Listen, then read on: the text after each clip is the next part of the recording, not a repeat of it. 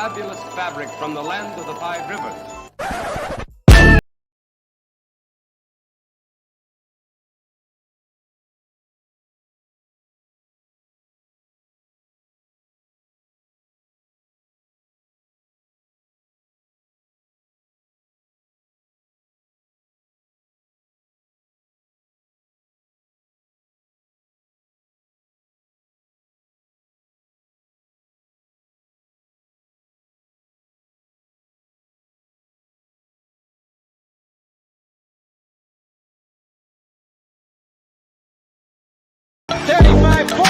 Midfield, the man breaks the tackle. He's gone. 10-5 touchdown. Raiders. 2 years ago, when we came to Los Angeles, I really believed that the greatness of the Raiders would be in its future.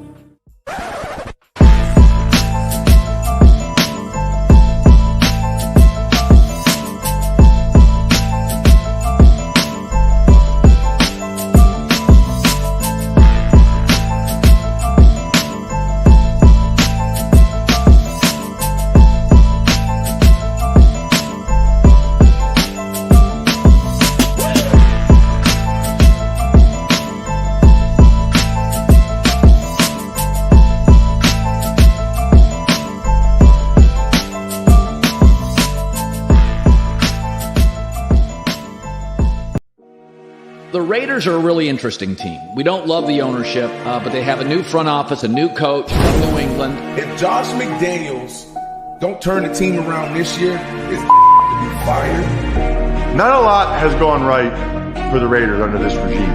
They're doing what they do best. They are trying to lose. They should probably find a new hobby because it is going to be a disaster.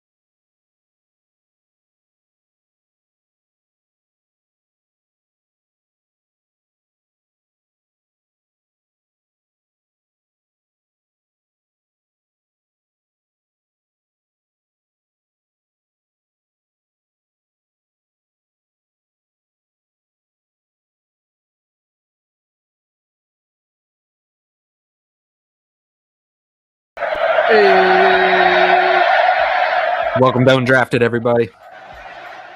Welcome to Undrafted. If you don't know, now you know, man. The show is now called Undrafted. We made it official the last time we went live on Tuesday.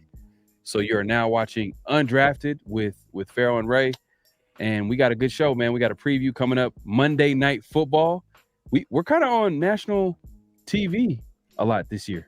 For a lot of no reasons, you know, like I mean, let's stay positive, Ray. Let's stay positive. All right. Reel me back in here. Yeah. Let's stay positive, man. Like, hopefully, this is the game where the Raiders can get back on the W column. But salute to the chat, salute to the nation, man. We appreciate everybody coming through and being patient with us as usual, man. We got Raider Tiger. He says, "Hey, smarten up."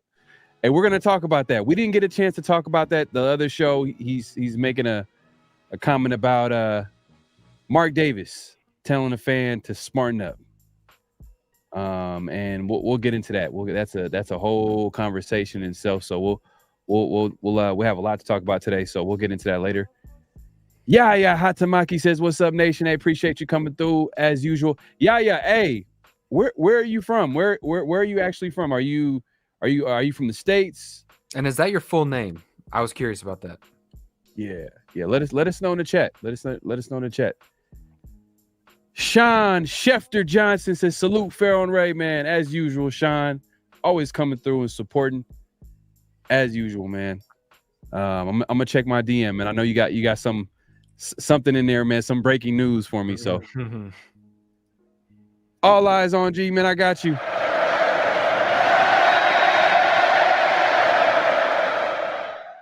Appreciate you coming through, man. As usual, man. J Dub, salute Pharaoh and Ray, man. Thanks for coming through, man. Asta Villa, he says, hey, let's go.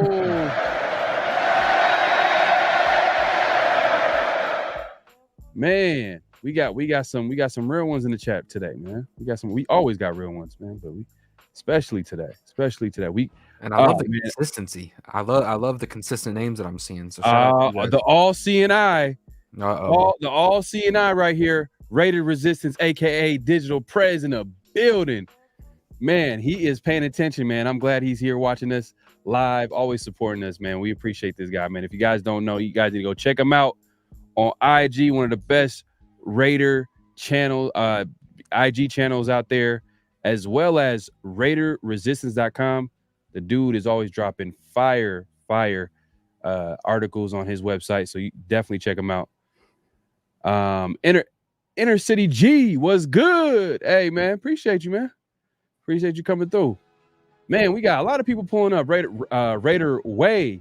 I was gonna say Raider Ray. I don't know why. I always get confused with that. It's the A part. It is. But yeah, let's get into it, man. Yeah, let's do it. We got a lot to talk about, man. We're talking about the Green Bay Packers. They're coming to Las Vegas to take on the Las Vegas Raiders, man. I want to, this is going to be a good game. We're going to get into it. Let's first start with the injury report because it was just released today. The final injury report. And let me put that on the screen. You see it? See it on the screen? You're good. All right, let me pull it up right here. So Nate Hobbs is out a second straight week. He's not going to be playing on Monday Night Football. So that's going to be an interesting matchup to pay attention to on Monday because I felt like Meek Robinson and people stepped up when he was gone. But this is going to be a tough game, especially with this receiving core. I feel like it's really talented. You know what's crazy? If you look at it, Jacorian Bennett is questionable. David Long, who filled in for Jacorian, he's questionable. Yeah. Nate Hobbs, he's out. Tyler Hall. What kind of depth pieces are we looking at here? Because that CB room, who's ranked 13th in the league right now, that's looking a little bit thin heading into this game. Adams is not missing this game. There's no way he's going to be missing this game. Come on, this is his former team. He's going to, on Monday Night Football, he's going to want to put on a show and let Green Bay know what they're missing, man. So I think Adams, he's going to be playing. Oh, yeah, he's going to get one of those special shots in the shoulder. He's been resting all week. I think that shoulder injuries from like last game, we remember where he kind of fell. The player awkwardly fell on him as he was going down on the ground and he left the game. I think that's probably what this is. And this is all for precautionary reasons, just to give him some rest. And he was able to at least come back and practice at that last practice. Usually it's a Friday practice since it's a Monday Night Football game. It's Saturday. Jacorian Bennett was questionable. Yep. It's something to keep an eye on because at the end of the day, look, we got another corner that played well, even though he was on my stock down list just for that. Oh man, that penalty! I hate pre-snap penalties, especially a corner that can't line up correctly. Like, come on, bro. I know. He rebounded though. He rebounded though. He had a solid game, but he is listed questionable, and that's something to keep an eye on because at the end of the day, he did play well. Malcolm Kuntz is off the injury. He's off the injury report. That's a great sign. Yeah, so he's playing, and I think he's due for a big game. And we'll get into that in a second. And yeah, man, I think Max Crosby, he's good to go. So this is all good signs for the most part. But Hobbs is kind of like, man, we would love to have him out there, but he's out. For Green Bay, they got Jair Alexander questionable, but this is another one where I don't see him missing his game because he said I think there was a quote earlier this week where he says, "There's no way I'm going to miss this game to play against the best receiver in the game," and he's talking about Devontae Adams. So he's for sure, he's a competitor, so he's definitely gonna make this game. Safety Zion Anderson, he's out. Devondre Campbell, I think he's a starter. He's out. Rudy Ford, questionable. Aaron Jones. He'll be good to go. He'll be good to go. Hamstring injury too. Yeah, he'll be good. This is big because we know that he's a big part of their, like, not just their running game, but also their passing offense too. Yeah, he's a threat. He's a go. He's a go. Yeah. Yeah, and then Eric Stokes. This guy, I don't know if he's been playing too much, but he's questionable. Watson, he missed a few games earlier in the season, but I think he's back. He's good to go. So, yeah, for the most part, I think they're every team is going to be pretty evenly matched as far as like getting most of the starters on offense and defense. So this is pretty much the injury report. Any surprises? Anybody that you're kind of like, man? Nah, to be honest with you, it's just the defensive back room. I think Jacorian's going to be able to go, and I think David Long will be able to go. But say for some freak accident, Jacorian's out and David Long is out. I mean, that's a pretty big loss for this defensive back room. Yeah.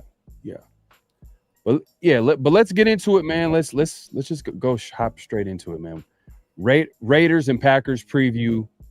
Looking at this team, for me, I feel like this is a winnable game. I feel like this is a very winnable game. I think the Packers are an average team. Their quarterback, as talented as his arm talent is, like he can make every throw. He's inconsistent, and I feel like the way our defense is set up, this is an opportunity for them to step up, and this could be a turnover game. Whoever turns the ball over the most is probably gonna win this game. And it's not like I'm saying the Raiders are like a top-notch football team right now, but I'm just saying this is a game where the Raiders can easily take this game, to me, in my opinion. I'm not looking at the Packers and being like, oh my God, the Packers team is unbelievable. They got some talented pieces on their team. From, we mentioned that Jair Alexander is one of the best corners in the game. The receiving core is pretty good. I like the Christian Watson dude. He's coming back from injury, but you mentioned, I think earlier we talked about it, was Romeo Dobbs, 87. He's a pretty good receiver. Number 11, they got a rookie, Jaden Reed is solid. Their run game is kind of it's hit or miss, but I think that maybe the injuries to Aaron Jones has kind of been like maybe affecting their run game a little bit.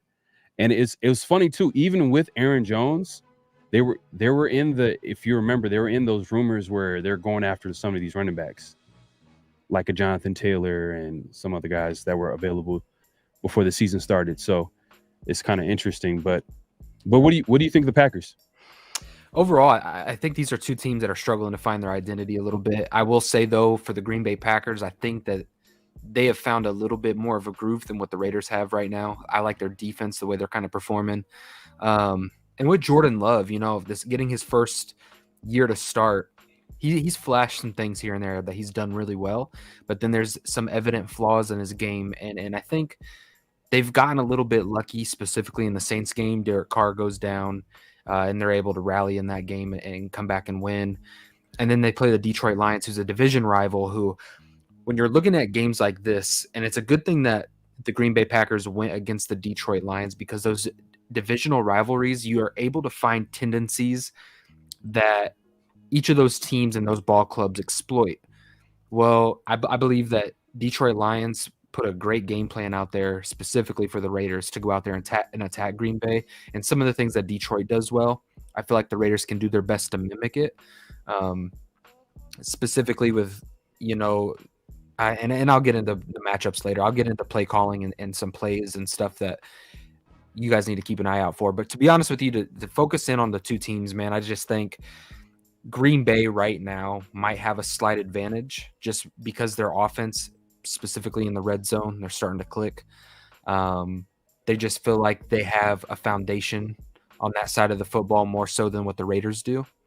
Right. And, but yeah, man. And to be honest with you, I guess there's a huge question, right? Is the Raiders run game going to get back to the place to where it was last season? Because right now, what are we, 31st or 32nd ranked rushing offense in the league? Yeah. And you compare that to last season when we have the league leading rusher. And I think it's a real question. Like, are we even going to see flashes at this point of that old rushing attack? And if not, What kind of adjustments are we going to make in order to keep this offense on track?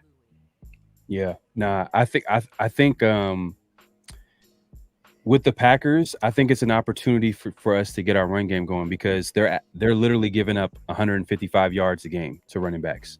And going back to that Detroit game, they gave up a lot of rushing yards against Detroit, as well as, the quarterback Jordan Love got sacked a lot. So this is the recipe for the Raiders to win this game: is they got to get to the quarterback as well as be able to run the football.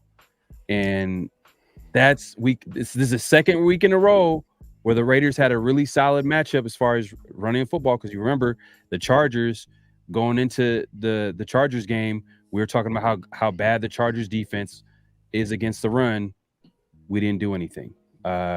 With the Steelers were struggling against the run. To stop the run, we didn't do anything. So the Raiders are going to have to make an adjustment. They're going to have to dial up some runs that maybe Josh Jacobs is accustomed to running, and maybe inside zone, a guy something that we know Josh Jacobs is good at running, as well as this O-line. I'm not sure if this O-line is a power blocking O-line.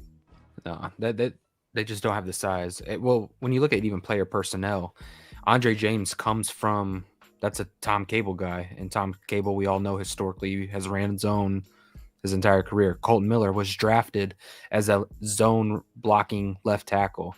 Yeah. Dylan Parham is not built for a power blocking. He's a former tight end.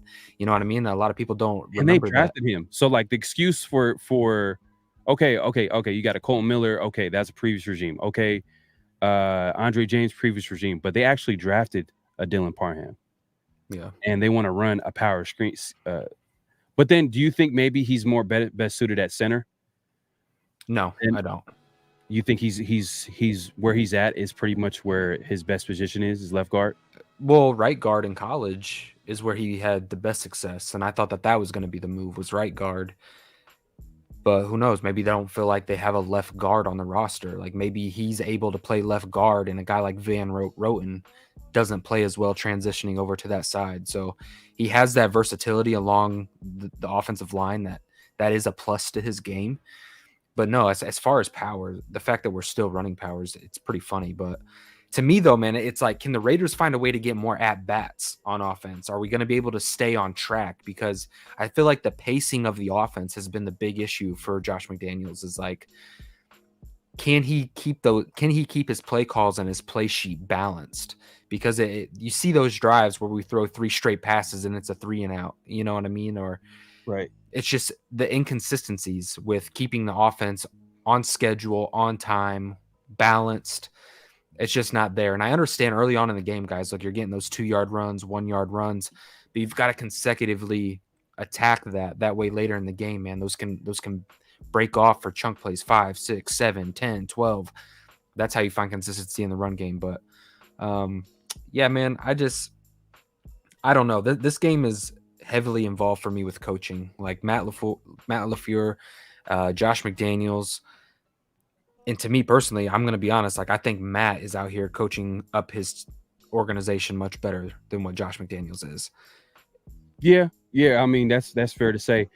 The reason why I said this is a good matchup for the Raiders is because you could tell that the Raiders' defensive philosophy right now is bend but don't break defense.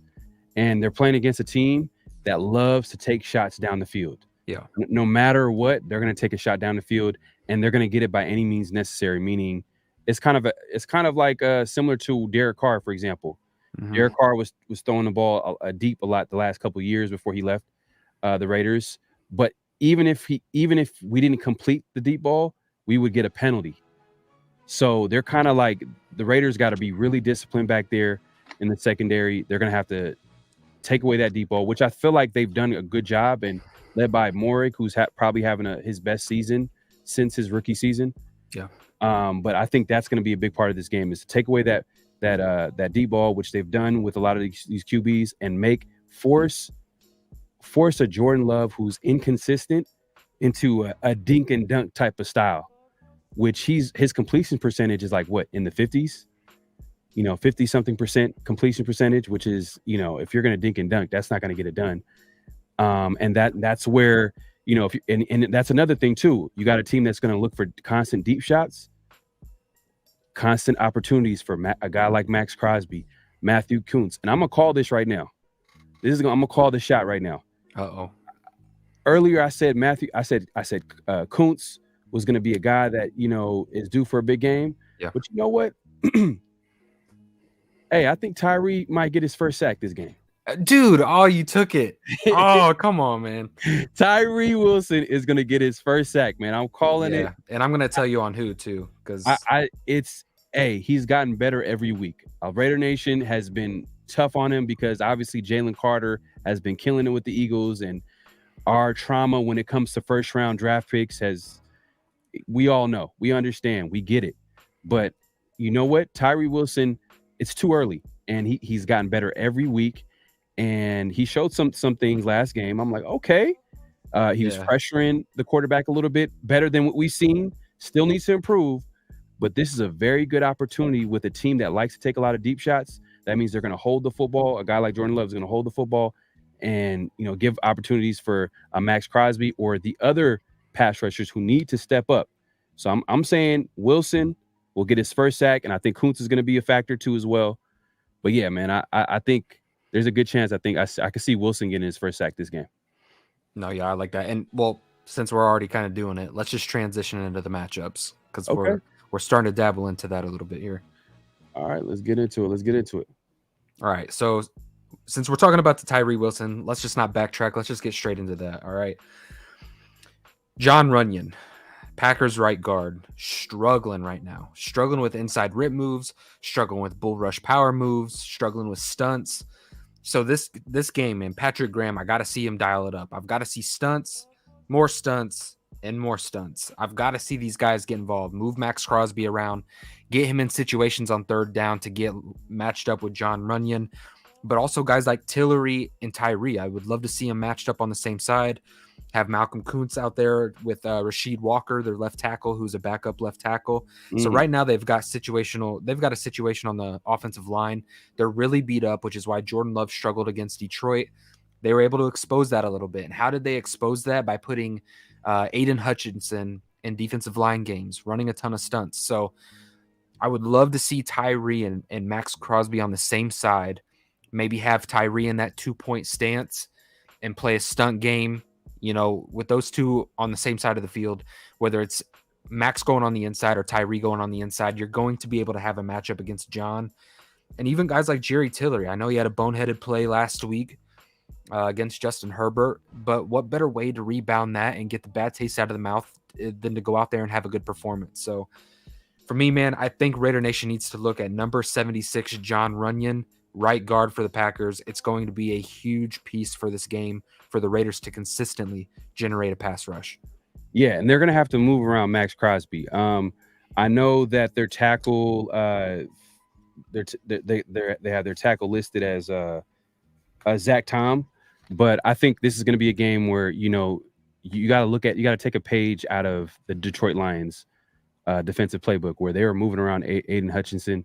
I could see the same thing they're doing with Max Crosby. And I think they were doing that with Max Crosby against the Chargers. They were moving him around, and I think they should do that again and try to get as much mismatches, get this guy going. He's the best player on defense and cause havoc. They like to take their deep shots. Okay, go ahead and hold the football a little bit longer and see what happens and let Max Crosby eat. I would say another guy to pay attention to this game, I'm going to look at it from the Packers perspective. I think we need to pay attention to rookie wide receiver, slot receiver, Jaden Reed. He's had a catch of 30 yards or a touchdown in all 4 games. So this guy's a big play waiting to happen, as well as they're looking for him to score a touchdown. And the reason why this is big is because obviously Nate Hobbs is out. So Amik Robinson, Tyler Hall, they need to step up another game while Hobbs is out, and they need to pay attention to this guy because they pretty much got speed like almost everywhere, from the slot receiver to outside receivers. We all know that Christian Watson, he ran like a 4.2 in his his 40-yard dash, so we know he's a big play waiting to happen as well. But yeah, man, there's a few guys, man. Keyshawn Nixon as well. Man, that's crazy how other players leave the Raiders, and somehow, some way, they're making plays. And today, I was just paying attention to social media, and people were posting like stats of former Raiders that are playing well, like guys like Hurst, a D tackle that we drafted, playing well. You know, if you look at Arden Key, you know, outside pass rusher. To be fair, Arden Key like didn't do nothing with the Raiders. No. And then somehow, some way, they figured it out. But then you know what? It's fair to say that that's on coaching. Mm-hmm. If he can go to another team and the coaching staff could get something out of him, then that means what we did, we failed him. So Maurice Hurst is playing well. Quentin Jefferson is playing well for the Jets. I think he leads them in sacks or something to that effect. So, man, when you hear stuff like that, it sucks. But the reason why I brought that up is Keyshawn Nixon plays for the Packers, and he's an all-pro kick returner. Mm-hmm. This guy was like our fifth, sixth corner, and we had issues returning the football, and we had no idea. And that's funny though. Rich Bisaccia, special teams coordinator for the Packers. Familiar face. So he must have known a little bit. And he was like, you know what? Maybe we could put you out here and see what you can do. And that's an interesting storyline too. I'm curious to see how many players go up and you know, I think this is the first time that they've played against Rich, if I'm not mistaken, since his departure from the Raiders. So it'll kind of be cool to see that kind of moment. But sticking to the defensive side of the ball, man. So before you go on though, Yaya just answered your question. He says, yeah, it's me for real from Finland. Oh, with dual residence in Spain and Oman. Fan since Easy E. Shout out to you. Yaya Hatamaki. Oman. Where's Oman? Hey, that's dope, man. Hey, man, look, we got people watching this from all over the world, man. Yeah, hey, man, appreciate you coming through. Hey, real Raider fan for sure, man. You said fans is Easy E. Oman sounds like a place that I'm like safe during the apocalypse. Like I'm trying to get residents there too, bro. Now, if it's not, let me know so I can mark that off my list. Man, but yeah, I appreciate you, Yaya, man. We were wondering. We were just really curious, man. But that's dope, man. That's dope, man. All the way from Finland, and you got dual residence in Spain and Oman. Okay, that's cool, man. Oh, T Severe says Middle East. All right, so it's probably not that great for the apocalypse. All right, it's off my list. Thanks, guys. All right, moving on, bro. So sticking to the defensive side of the football, bro. Don't get me distracted here. So I was watching the Green Bay Packers offense, and man, they actually run a similar concept to us.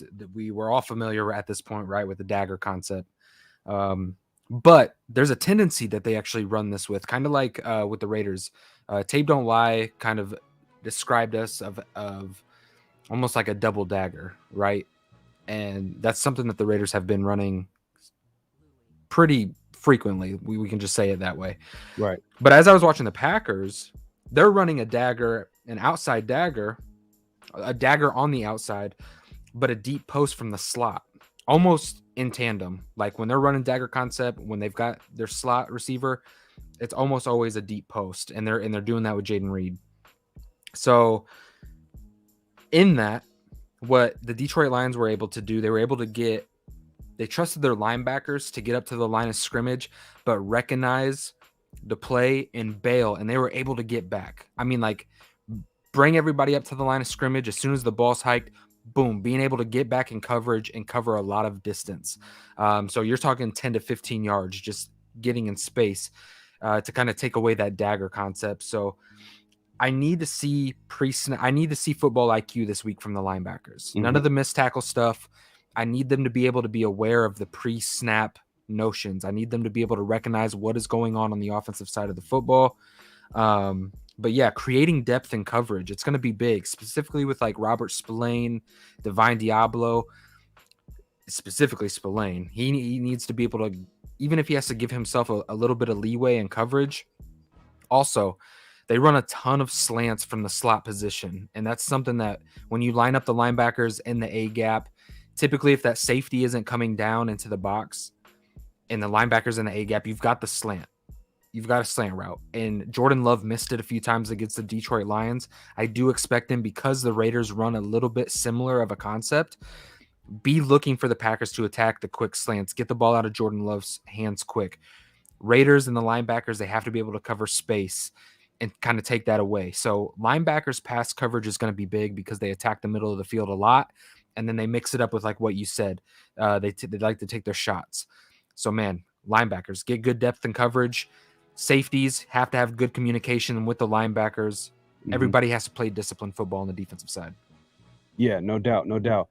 And also, I'm gonna look at the other side of the football is a guy like Devontae Wyatt. We got to keep an eye on too as well. He's second on the team with 14 pressures, 2.5 sacks. You guys remember him too. I think he was one of the top D tackle prospects coming out of not last year's draft, but the previous draft, right? It was the draft. It wasn't Jalen Carter. Who was his teammate that got drafted a year earlier? Oh man, big guy too. We were hoping that the Raiders can possibly get him, but I don't remember. Oh man, I look at way too many players. Yeah.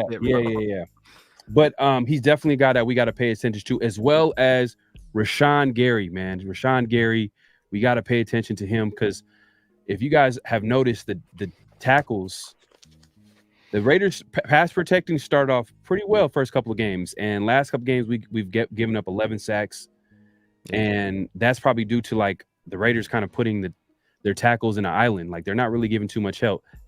It was kind of interesting hearing like McDaniels talk about, we tried everything to stop Mac, but when we looked at it, they only chipped him about like twice. And even Mac confirmed it and said like he was just going one-on-one pretty much for the most part. So that can't happen. Rashawn Gary's a talented pass rusher. Illuminor, he's a solid player, but come on now, like we got to give him some help. He's not the best. He's not going to be the best tackle out there. You know what I mean? If you're going to put him on an island like that against a guy like as talented as Rashawn Gary, so that's a huge matchup to pay attention to. But yeah, man. Like this team has talent, but it's a winnable game. It's a winnable game. And they've also got, they've got Quay Walker. They've got a Devontae Campbell who's going to be coming back, I believe. And he's out. He is out? Yeah, Okay. he's out. Yep. Well, that bodes well for us then. But also Carl Brooks along the defensive side. They've got Kenny Clark. So they've got some guys up front, man, that they're like the big nasties. They'll get after it. They got a good rotation going on. Mm-hmm. And then it's kind of funny, man. We got two former Raiders in the secondary. We've got Rasul Douglas and Keyshawn Nixon. So we're going to get into Rasul Douglas here in a minute because there was also some tails. But let me switch to some offensive schemes here that I kind of want to talk about that I was also noticing. So Detroit line, the reason why I'm going to backtrack a little bit, you guys. When you watch divisional matchup games like Green Bay and Detroit, I said earlier that you're able to pick up on tendencies, and Jared Goff went to Rasul Douglas at the end of the game, and I'm going to talk about the route concept that I'm talking about. But he said, "Hey, look, we knew you were going to bite on that." And so we went to it. We practiced it all week, and we knew that you were going to bite on it. You bit on it, and we scored the touchdown. And that's called the stick. The stick route. So we line up two receivers on either side. And what a stick combination is, guys, it's a quick out and it's a flat route. So the wide receiver ran a quick flat route. Amon-Ra St. Brown ran a quick out route. He stopped on the quick out, and he turned it into a double move. Now, there's a player on the Raiders that we've seen do this and have a lot of success with it, and that's Davante Adams. So if they can get matched up with a Rasul Douglas, and Josh McDaniels has run the stick route, it's a concept in his offense that he runs. So I do expect them to take advantage of that. So we'll be able to notice that on film, and hopefully we can give you guys a post-game film, especially if they do run stick. We'll be able to notice that. But, man, I'm looking for the stick, but also that little adjustment into stick, but to a double move. And hopefully if Rasul Douglas can bite on that again, because look, this is a copycat league. Until they fix those tendencies, you got to keep tacking it. So Davante Adams, I'm sure he sees that on film. I'm sure he's just eating that up. It's probably going to be in his tool bag showing up on Monday Night Football. So yeah, man, stick route's going to be a big one. Man, this offense, when Davante Adams is off the field, it looks different. It's different. Yeah. And the thing is that we do got pieces on offense, but then when you look at it, is like, all right, when Devontae Adams is off the field, then okay, Myers kind of moves up to that number 1 spot. Then you got obviously Renfro, who hasn't been productive this year. And I'm not saying that he's lost his ability to play. It's just like, for whatever reason, people might point the finger at the coaching staff, the quarterback play. It just hasn't happened. And Devontae Adams is like, he's an all-pro at his position. He's on automatic, and the quarterbacks know that, and they automatically just throw it to him. But like, we don't have. It's just, man, it's crazy how like McDaniels has come to this team and just turned this offensive team up. We have the talent, but it's just like there's nothing for us to. We don't have no identity on offense. There's nothing for us to really lean on. Like, where's the run game? We haven't Where's had the tight ends, man. The tight ends. The tight ends honestly, Pharaoh out of almost. I'm not gonna say everything because I'm not gonna say that, but I'm gonna say a huge issue with this offense right now is not getting Michael Mayer involved. Yep. And I'll just carry it over. I'll talk about it with you guys, and I'll recap it with Pharaoh. But man, Michael Mayer on film, y'all. Like, I know everybody's like, oh, he's only had 1 catch in 5 games. The guy's getting open. The guy is everything that he was supposed to be coming out of the draft, which is a receiving threat, a guy who can attack the seams, a guy you can do play action. He's getting open, you guys. And the fact of the matter is Josh McDaniels has got to decide some things. You can run the stick. You can run the stick with Michael Mayer. Get him involved in the flat. Get him in space. Get him matched up one-on-one with a smaller defensive back so he can get a hand in the face and get some yards after the catch. And, man, tight ends are going to be crucial because it's an area where we can attack the Green Bay Packers. So, yeah, man, getting Michael Mayer involved in but Trey Tucker, man, like we seen it last week with the Chargers, they were able to get some guys behind the line of scrimmage involved in the game. I would love to see Trey Tucker, get him involved in a screen game, get him involved with the check down, don't do the stupid little end around stuff that Josh McDaniels likes to do. I know it worked a couple weeks ago. You could do it here and there, but man, get him involved, get some of these guys designed. But you guys, it's like beating a dead horse. Every single week we come on here and we're talking about McDaniels getting these guys involved, getting these guys schemed up, but it doesn't happen, and it's just like, if it's not Devontae, if it's not Jacoby Myers, then they're not a part of the offense, and that's got to change. That's what I liked about Aiden O'Connell a little bit. At least he was able to target Hunter Renfrow. I think 4 times he targeted Hunter Renfrow. Hunter came away with, I think, 2 catches or something like that. But man, it's just Josh McDaniels' lack, and I don't have an answer for it. If I'm being completely honest with you guys, I don't have an answer for why it is Josh McDaniels isn't able to do this. I don't know if this is more of like an offensive philosophy, as it's not necessarily about getting one guy going per se, as much as it is take the football where the defense is showing you there's an open opportunity. I think that's more of Josh McDaniels' philosophy is like, hey, look, I don't care who gets the ball, put the ball where there's an opportunity, a loose end in the defense that you can kind of exploit. And it's driving me nuts, to be honest with you, because all that sounds good on paper, but you have to have the quarterback to be able to go through the reads and hit those windows and to be able to exploit the vulnerabilities of these defenses that we're going against. But that's just not the case. That's not the reality for the Raiders with Jimmy Garoppolo. And unfortunately for Aiden O'Connell, who had a short week of preparation, who's been getting reps with the scout team. Like, I can't put that all on Aiden O'Connell. I thought he had a good second half of the football game. So, yeah, and on top of that, man, like Carl Brooks, interior defensive tackle, is going up against Dylan Parham. You know what I mean? And Carl Brooks, to me, you guys, look, Dylan Parham for me this season has struggled. I'm not going to say that he's doing great. There's times in pass protection, and specifically with these finesse guys, these guys who have amazing power, they're just giving him fits. You know what I mean? And granted, we don't have a run game, so guys are just pinning their ears back and running games and really exploiting our offensive line in areas that's vulnerable.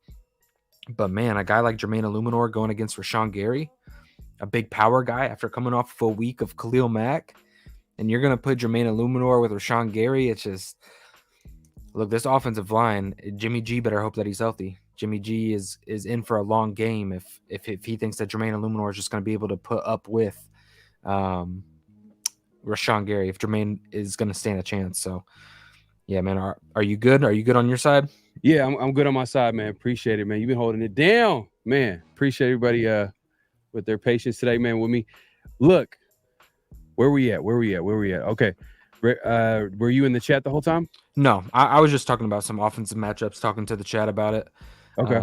So Raider, let's address this right here because I had it on since the beginning. So I had Raider Tiger says, I'm not trying to be negative, but this has been this has been a show so far. I get you.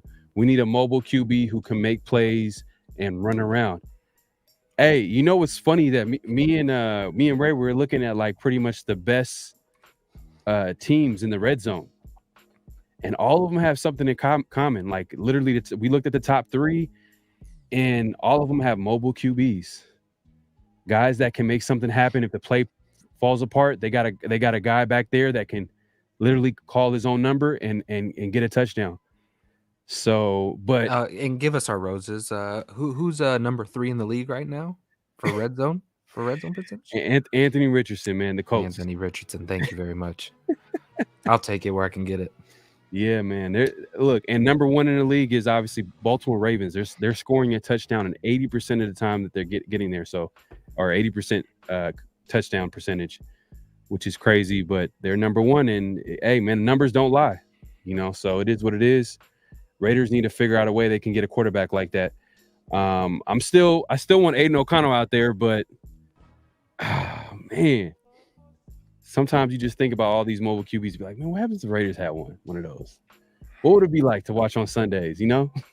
Hey, guilty pleasure though. Like it was like when we had Terrell Pryor, I was just like screaming for Terrell Pryor for the longest time.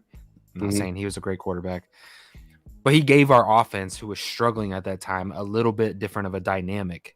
And you were able to see what he was able to do with his legs. Like I'll probably never forget that Pittsburgh Steelers game where he does the read option and takes it like, what was it, like 95, 98 yards, something like that. Mm-hmm. But running ability brings some dynamic aspects to an offense. It's just not Josh McDaniels' style, and that's what's extremely aggravating to me. Look at the quarterbacks that he wants out there. You know what I mean? Like a Mac Jones. And then gets upset he drafts the Aiden O'Connell. He wants that pocket passer, and it's just like, come on, man. Like in today's NFL, like you got to have someone that could at least make something happen out there. Play breaks down. But, it is what it is. Let's stay positive. We'll see what happens on Monday. Let's get into the chat real quick. People are calling out the score right now. Raider Ryan says 24-21 Raiders. Okay, I like that. Oh, we break 20 points for the first time? Hey, oh my God, we haven't broken 20 points this whole season. And oh man, we'll get into you know what? We'll get into the keys of the game in a second. Let's get into the chat real quick. J Dub says, time we end that streak, Sean. Okay. People talking about Lewis says their defense is solid, the receivers are good, and our secondary hurting, they can throw all over us. But the thing is, I just feel like defensively, I feel like this is a chance for our defense to actually, they can match up with them, because as talented as some of their pieces are on offense, Love is inconsistent.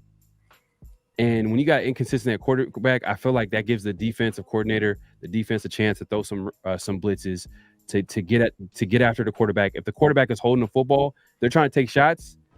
This is a great game to get our pass rush going. I'm telling you. Of all the hypotheticals we've talked about, right? No, don't turn the football over. You need to establish the run game. All that just like silliness that we always have to say week in and week out because it's the truth, but it hasn't happened. This should be the game that the Raiders pass rush is able to create. You're going to be able to build off of a Chargers game. If they show up ready to play, this Raiders defensive line could actually start to find an identity and I think start trending in the right direction. Like you talked about him earlier, Malcolm Kuntz. Mm-hmm. Say what you want. I think Malcolm Kuntz is kind of finding his footing a little bit right now. And it's nice to see, like, especially with the Chandler Jones situation that happened, and there's a big void on that side. And we all knew the Tyree situation, like that's what it was going to be. I think we all have like a short mind. We're in that TikTok short 30-second mind frame generation. And Tyree was always going to be a long-term vision instead of an immediate gratification. So No, he's playing well. I think I seen somewhere where he had a higher pass rush win rate than Max Crosby. Not by much, but it was up there. So with his limited snaps. Yeah, with his limited snaps, and he's also going one-on-one every play. So it's not like he's facing like two guys getting hit in the ribs or something like that. Max is getting doubled, and he's getting a running back. And they're throwing water bottles at him. Like they're trying to do everything to stop him. But the point is I'm trying to say is that he's playing well. He's playing well. Mm-hmm. He's playing. Raider Tiger says they got to scrap one of the 4 running backs on the roster and get another edge or D tackle. Brandon Bolden. Brandon Bolden, that guy he's on a scholarship. He can't do no wrong. Let's see. Luis had a question. He said, let's see. He said, question, would you rather start O'Connell first, then if he starts having problems, put Jimmy instead of vice versa? I think you guys know how we feel. Like, given the situation, Jimmy G and Aiden O'Connell, me personally, just seeing the fruits of what this offense is early, and I'll give Jimmy the benefit of the doubt. Missed training camp reps. Yeah, like he's playing catch up right now in this offense. Regardless if, this is McDaniel's guy, he understands the offense. He's playing catch up, and I understand that aspect. But look, we're playing real games that mean something. So there's no excuses. We've got to find a way to make this work. Given the situation in the Raiders organization, you guys know that I would like to see Aiden O'Connell. I think there's just a little bit more upside. Right now, I think he's able to push the football down the field a little bit more. You can make the argument, are those good decisions? Are those bad decisions? I would hear you out on that. But he has that threat. He has that in his tool bag to be able to do. And the fact of the matter is right now, defenses around the NFL aren't respecting Jimmy Garoppolo when it comes to arm strength. So they're loading up the boxes. They're sitting on everything. You're getting a lot of soft zone coverages, a lot of checkdowns, and teams making tackles. And then they're just pinning their ears back and getting after him. So, because they know his durability is a question mark. So, yeah, me personally, I would probably go Aiden O'Connell. Nah, 100%. I'll go to Aiden O'Connell because there's no point. Jimmy G, but it's a lot of politics going on. It's not even as simple as who's better or who's kind of better. What makes more sense? It's more of like, all right, we just paid $33.8 million guaranteed money to Jimmy G. So they're going to let it play out as long as possible to figure out if it's going to work or not. They're not going to pull the plug that early. So the only way Aiden O'Connell comes into the game is literally injury, or the Raiders lose the next couple games, and then at this point the season's kind of lost cause. So is he the official backup? Like, do you think he was getting second team reps this week? That's a very good question. I was thinking about that too, because before he became the starter, he was announced the starter, he was inactive. Yeah. And Brian Hoyer was the official backup quarterback of Jimmy G. But now that, he started the game, like, are you going to go back to putting him in inactive? Or is he going back to the scout team? Because I don't think he deserved that. Yeah, it just I don't know. The way they're handling it, it's like they're almost kind of like they don't want him to get on the field and play well. It's almost like they don't want him to play well. That's dumb though, because it's like that's their guy. They picked him. You know what I mean? Like, it's strange, man. Because I did not understand why he was inactive and Brian Hoyer wasn't the emergency quarterback. Hoyer should have been the emergency quarterback, and he should have been the backup quarterback. Hoyer, being the veteran quarterback that he is, should be running the scout team. He should be giving them looks that is not like a rookie quarterback. You know what I mean? Like, yeah. I don't know. That's an interesting question. I would be curious to say, hey, is Aiden O'Connell the official 2? Like, if Jimmy goes down this game, are we going to see Brian Hoyer, or is Aiden going to be inactive? That's going to be interesting to see. T. Severe says Marcus Peters might get exposed on Monday. Ooh, they do got a lot of speed at receiver. Yeah. Christian Watson. Yeah, I'm not trying to. Let's stay away from that matchup. Marcus, he needs to be like 8 to 9 yards off the line of scrimmage. Morg played a great game against SD, and Tyree in the 2-point stance was a revelation. Yeah. Hey, man, hey, look, this is a game where there's going to be some opportunities for some of these pass rushers on the Raiders to get something going, because the quarterback back there is going to be holding the ball so he can hit some of these deep shots. And this is your moment of time to shine. Like, get your sacks. If you want to pad your stats, this is the game. This is the game for sure. Nick 209 says Raiders must contain the edges as well as going against Love. Oh yeah, I mean he's a mobile QB. That's the one thing that I hope doesn't happen to as well is getting him outside the pocket, because Raiders every time they play like a mobile QB, he always rolls out and he's able to get outside the pocket. And Are we gonna see a bunch of those inside swim moves from Max Crosby? oh my god, where he just goes inside and then like literally the outside is wide open for the QB to. I think it's gonna happen. I'm not gonna lie, I think it's gonna happen. It's specifically because the right guard situation. The matchup there, I feel like he feels like he can get home a little bit. So, yeah, just watch that. Wait, let's it's you know what? Let's get into. Hey, I forgot to remind everybody, man. Make sure to hit that like button, y'all. Like, make sure to hit that like button, subscribe if you haven't subscribed, and hit that notification bell so you can be notified every time we go live. So you don't hit us up and say, "Oh, when the next we missed your live." It's all good. Just hit that notification bell, you'll be notified, and as well as that like button so we can keep coming back and keep doing this, man. Now it's that time. It's that time. It's that time. It's that time. It's keys to the game, man. Let's get into who do we feel will be what's going to be a big part of this game, and what's going to be happening moving forward, and how the Raiders could come out on top against the Packers, man. So I've got make bad plays into momentum plays. Take the opportunities of creating a pass rush. Last week, Jordan Love was making some questionable decisions. Linebackers were getting good depth, so they were able to get their hand on a football, which is why I alluded to that earlier. They were able to do tip passes, which led to interception. The Raiders have to do the similar thing. They've got to take a bad play out of Jordan Love and make it a momentum shifting type of play. And we've got to see the Raiders defense do that. And I think that they could actually, it's very plausible. I would love to see them getting their hands up at the line of scrimmage. They were doing it against Herbert. Get some batted passes in there and give your defensive backs and linebackers an opportunity to go get a turnover. Also, speaking of turnovers, I've got us having no turnovers. We can't turn the football over. There's not been a game this entire year that we haven't had a turnover. So we've got to see a turnover-free, a low penalty type of game out of this Raiders organization before we can move forward and saying like, hey, they're playing winning football. And my last one, man, capitalize off of a good defensive performance. The Raiders, if they can build off of what they did against the Chargers last week and carry that over into this Green Bay game and start building an identity defensively, because I think that they're closer than the offense is, then this Raiders offense needs to find a way to capitalize off of the Raiders defense performing well and doing them a favor by putting more points on the board. So the fact of the matter is we've got to get past 15 points, guys. So we've got to get up in that 20 mark. Man, that's so sad. Like, come on, man.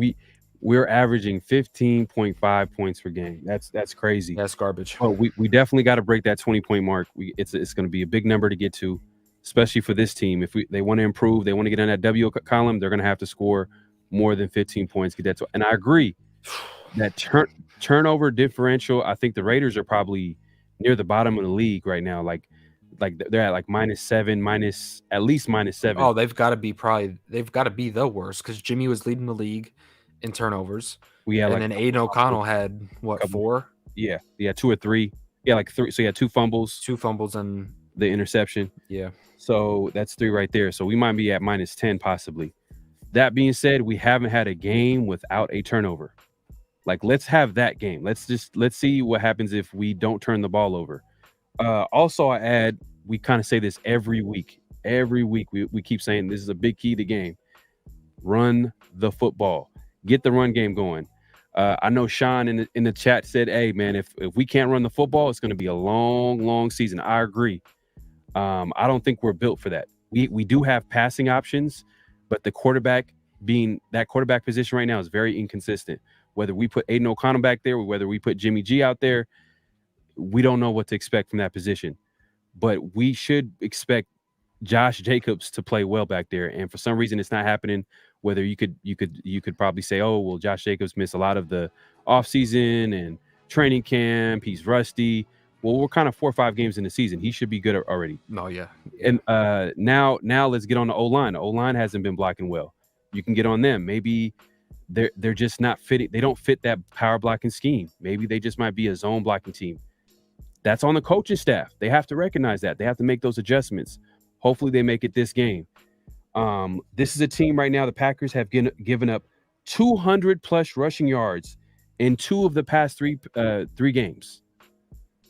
So they are struggling. I just told you earlier that they're giving up 155 yards per game. So this is another opportunity for the Raiders to get their run game going. They've given up 200 yards in the past 2-3 games to each team they've played. So, this is a great opportunity to get the run game. I think that's going to be a big part of if the Raiders are going to want to win this game. I think they're going to have to play keep away. That's just going to be their offense until they can get some solid QB play. I think they need to get that run game going and stop explosive plays. I think if you can get to their quarterback, sack them, and not give up those explosive plays, because that's where their offense lives off is literally like getting big plays. I think that's going to be a big part of this game as well. So, yeah, man, that's pretty much the keys to the game. I agree with a lot of. Raider Tiger has it right here. He says 32nd in turnover differential at -9. Hey, guess what though? We did get our first turnover last week, didn't we? Was our first interception? Oh, it could be we got to be positive. We got to be positive. We got to be positive. But I think we did get our first interception with Morig, I think, last week. That was our first interception. But that being said, this is a winnable game. Is this the game that Marcus Peters gets one? I hope so. But T Severe got me a little bit kind of nervous because I was thinking about it because they got some speedy receivers and they like to take deep shots. The thing I do like about it though is when you've seen he give up that big play. I don't like that part, but when he gave up that big play against the Steelers, they started to target him and he had opportunities. He had an opportunity at a pick 6. He started getting involved in the run game. So I think it's good to get Marcus Peters involved because there's a lot of times where he's pretty quiet. Mm-hmm. You get him involved in the game. I think it's a good situation for the defensive back room. Obviously not the explosive big plays. Don't put him in bump and run. Don't get him pressed up on the line of scrimmage, against a Christian Watson, a J.N. Reed. Don't do that. But I would like to see Marcus Peters get the second turnover for the Raiders. Oh, did you see this? Oman's a small country in the Middle East. Too hot, bro. Best avoided. Okay. Yeah. I took it off my list. We're good. Yeah. So let me get into the chat real quick before we move on. Let's see. T Severe says if these guys are open, it is his fault they're not getting the. Is it his fault that they're not getting the ball? Well, I think it's and both. You know what I mean? It's not. I'm not going to say it's all on Josh McDaniels because the quarterback's got to go through the reads, obviously, make the plays. And look, I've been on Josh McDaniels' defense in that. For the first, what was it, the 3 weeks, 4 weeks, I was in defense of that, saying, "Hey, look, guys are getting open, but the quarterbacks aren't seeing it." But look, if that's happening week after week after week after week, you've got to make the adjustments. So if these guys are getting open, then the number one read now needs to be to the guy who has shown that his ability to get open on that. So if it's like I said, this is an offensive progression type of system. So it's not Josh McDaniels going out there and designing concepts for guys or getting specific Hunter Renfrow involved in the game. It's wherever the defense is giving you an opportunity, that's where you're going to go with the football. The problem is the quarterback is not seeing where he needs to distribute the football to consistently. So it's an and both. And I think being the head coach, you've got to make those adjustments and maybe add a little bit of those aspects into the game. Joey Cornerstone, appreciate it. He says, great show, guys. This game is bigger than people think for this franchise. Oh, it's huge. This is a huge game. We say it every week building up to this, but this is the biggest game of the year. So for Josh McDaniels, for sure. If you go out here and lose an ugly game again, you're going to get talked about. You're going to get talked about. People are going to be questioning you. Are you the guy moving forward? And I think you got to think that Mark Davis is probably going to be thinking about it too as well. Does he get a full season if they keep losing? This is a nice little segue. Let's actually get into it, man. It's that time, y'all. In other news, Mark Davis, man, he was on the he's kind of shown up on the news a little bit. You know what I mean? On social media, the other day, someone caught him on someone's phone camera recording him, I guess, during the game, and they're like heckling him and talking about you need to fire McDaniels, and Let me just play the video. Let's play the video real quick. Let's see. Let's see here. And if you guys haven't, man, smash that like button. Let's see. Share this tab instead. Can you see it? Yep. All right, let me go ahead and play this video. So this is from a video from the Chargers game. We were supposed to play this the last time we went live, but we didn't. We were short on time. Yeah, we went 2 hours. Yeah, we don't usually go that long, but yeah, but here's the clip. I think most of y'all seen this, but let's talk about it.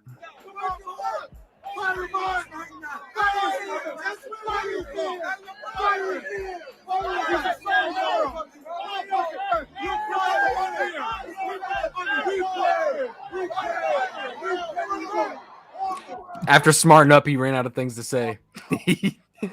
He's it. Yeah, man. Hey, Yeah, Mark ran out of things to say. but you know what? That's kind of a tough situation because at the end of the day, like, it's kind of like, what do you expect him to say? Like, what? To be honest with you, would you have been yelling with the fans? Yelling at Mark? Yeah. Oh, I would have snuck right in between them two ladies. I would have been like, "Hey, look, Mark, we got to talk, bro." Like, I would have had a more polite conversation, but it would have been to the point.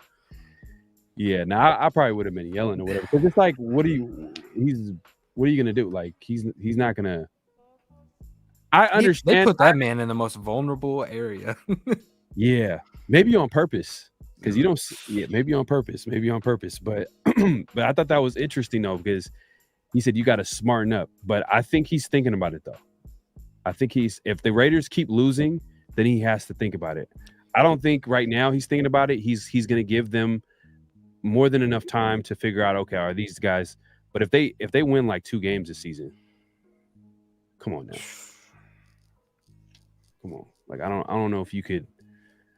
I don't know if you would want this franchise to make that big decision in drafting.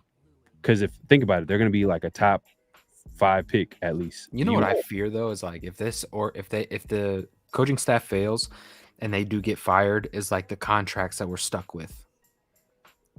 That's what I'm like, because you've got these guys signed like Jimmy Garoppolo's contract, unless the team is willing to take on that whole deal.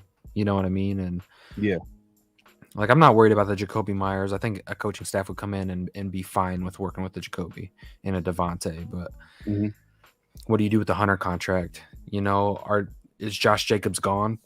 Like Josh Jacobs is falling into that category of. Does he want to come back? Because he now has. I mean, can they franchise? I think they probably could franchise him again. Yeah, you can franchise him again, but dude, it's like, I forget it. It's more money than what it is now. Yeah, so it's just kind of like, all right, the new regime has to like look at. Nah, bro, you blow it up. Yeah, you don't bring him back.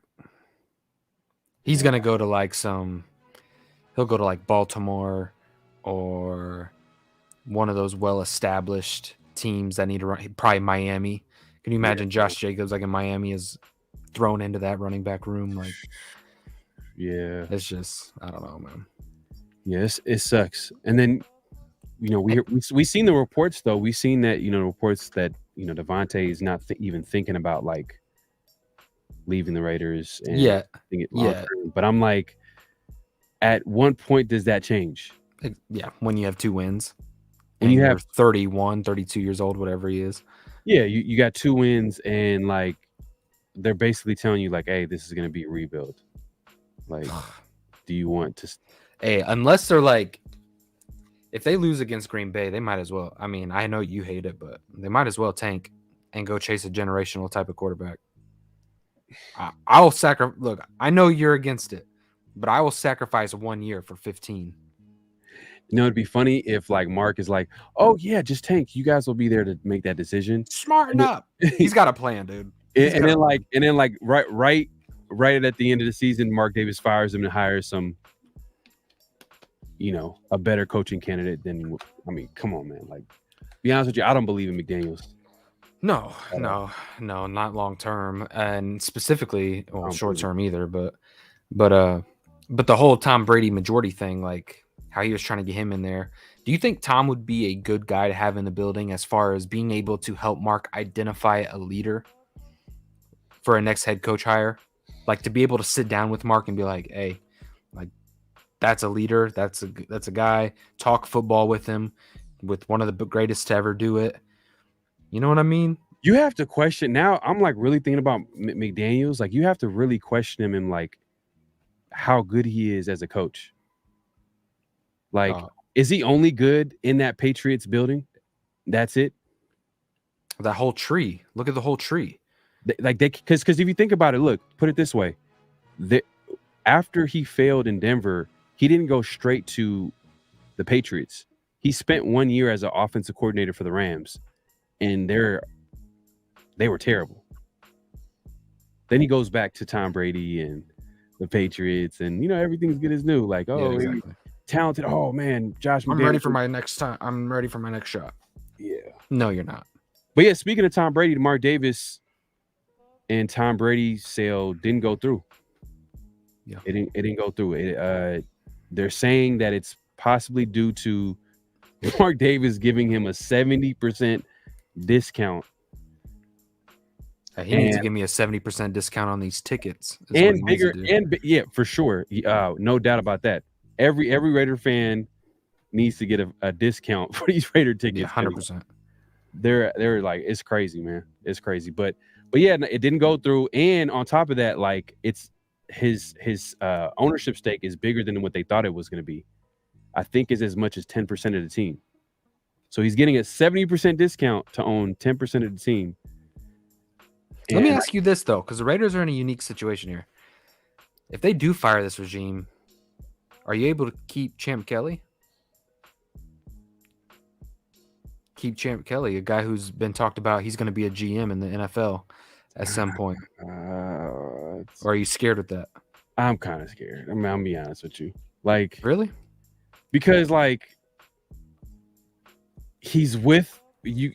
He's with the regime that failed. You want to bring him back?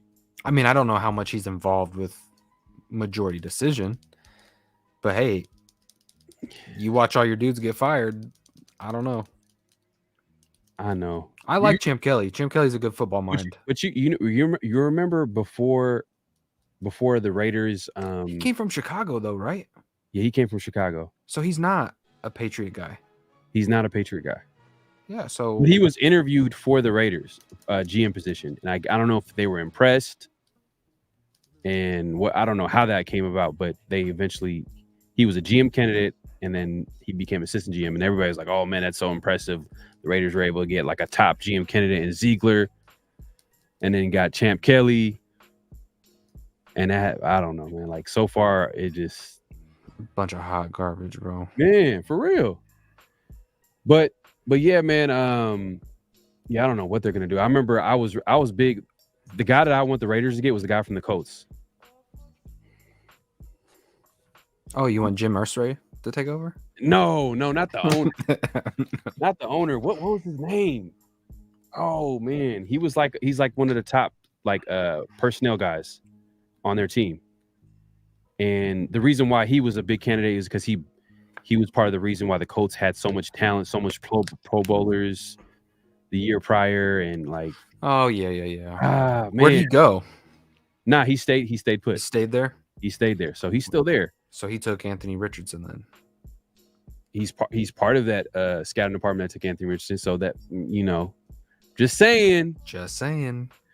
I'm just saying, like they're not afraid to make those types of picks. But I mean, this draft that's coming up, man, I don't like. There's a lot of can't miss type of players, so we'll see how it goes. But yeah, man, it's been a good show, man. We just wanted to come in here, man, just talk about the game.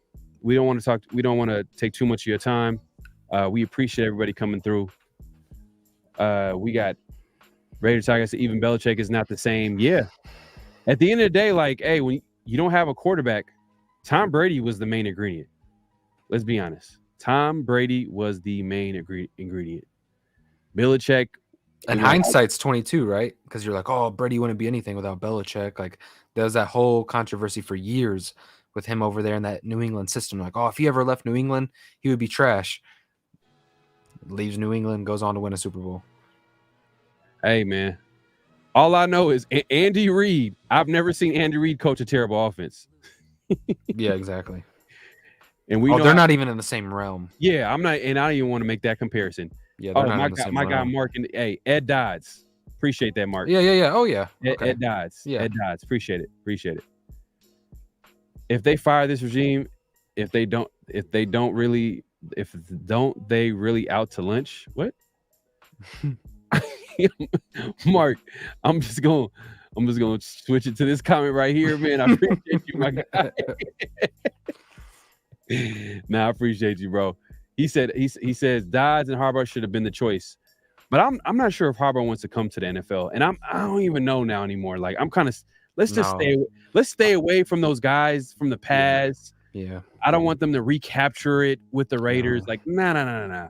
Like I want a new up and coming like creative mind.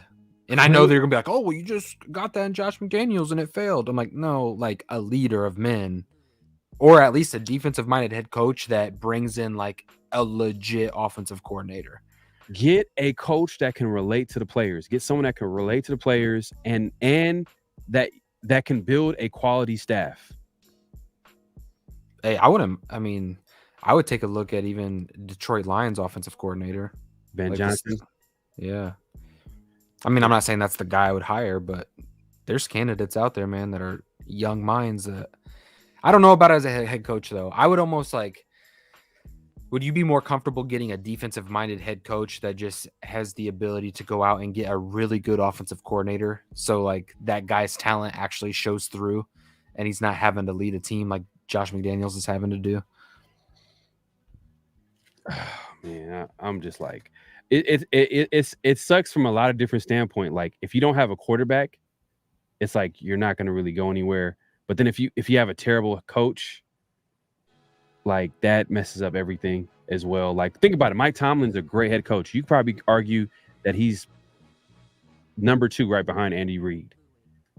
But since he doesn't have a quarterback, he's always going to be in that mid tier of teams. Like, you get what I'm trying to say? Like, yeah, he's got to be able to hit on a quarterback. Like, it's like that's what he's hurting on. That's every team. Every team. It's not just him, but every team. Every team, because outside of like Kansas City, all right, Kansas City got a quarterback. All right, we know Mahomes. You got Allen, the guy with the Bengals, and Bengals might miss. Joe Burrow looks terrible, bro. Yeah, he's hurt. Yeah, he's hurt, and they might miss the playoffs too. So, but they got a quarterback. When he's healthy, they have a quarterback. And then after that, Herbert. Do you throw Herbert in there? Come on, bro. But he hasn't proved anything. But he looks good. He was looking good until he played us. That's true. Which is weird. That's weird. Hey, I ain't mad at that, man. No, I'm not mad, but it's weird. I'll just be honest. Right. Tease versus Ben Johnson or Bobby Slowick. Bobby Slowick. I agree. Leader as a head coach, great young mind, OC. Hey, to be honest with you, man, like let's build his defense. Like, okay, like Dan Quinn. Would you give him another opportunity? I know he failed in Atlanta, but did you see what I posted the other day about like all of these quarterbacks, how many top 10 defenses they had? Yeah. I don't remember it though. I don't remember. It was like Tom Brady after he was 40, he had 5 top 10 defenses. That's crazy. And then Mahomes, he hasn't had a top 10 defense. They're playing good right now. Yeah, but he's never had a top 10 defense, and he's won 2 rings. That's crazy. Mahomes is actually struggling, I feel like. Right now, I mean, because look at their offense, bro. Like, come on. Like, can you name two or three of their receivers? Yeah. Outside of I mean, because I can, but you can name them. Yeah. I mean, you can name them because you pretty much study this team. You have to. Yeah. Now, am I saying that there's any of them that are top 20 wide receivers? He said your boy has said if they fire this regime, and I'm saying if they don't, they're really out to lunch. Yeah. That's true. Nah, I got you, man. But hey, man, it's about that time, man. We look, we're at 1:15. Okay, man. We were like, let's do an hour today and let's get out of here, man. This is about that time. But we appreciate everybody coming through. It's been a great show. Make sure to hit that like button. Subscribe if you haven't subscribed. Hit that notification bell. Any last thoughts for the people? Hey, let's go do it. Let's go out here and get a game. Let's go win. We're hitting a stretch of these games that they're really winnable. So we've got to kind of make up for lost ground. And let's start with the Green Bay Packers, man. So that's all my eyes are at. It's just let's go out here and get a win. Yeah, no doubt, man. We're going to get it.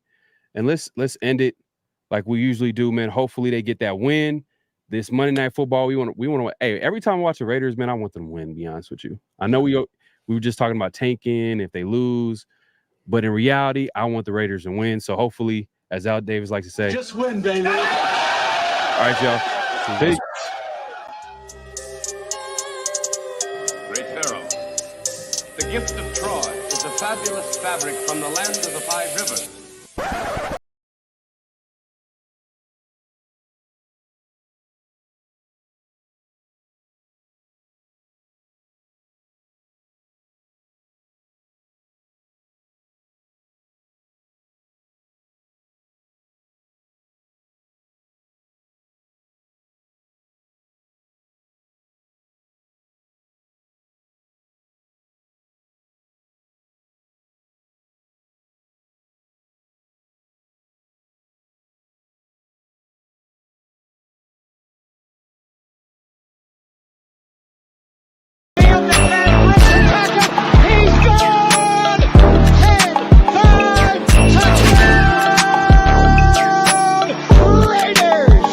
Believe that the greatness of the Raiders would be in its future.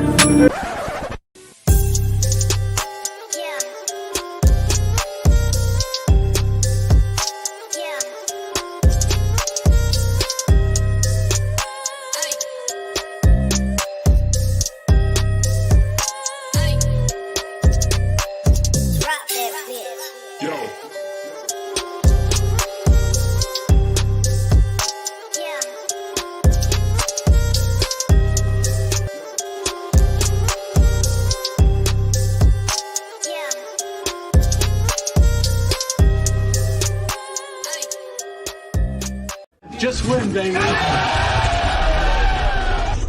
Hello? You play to win the game. You don't play to just play it.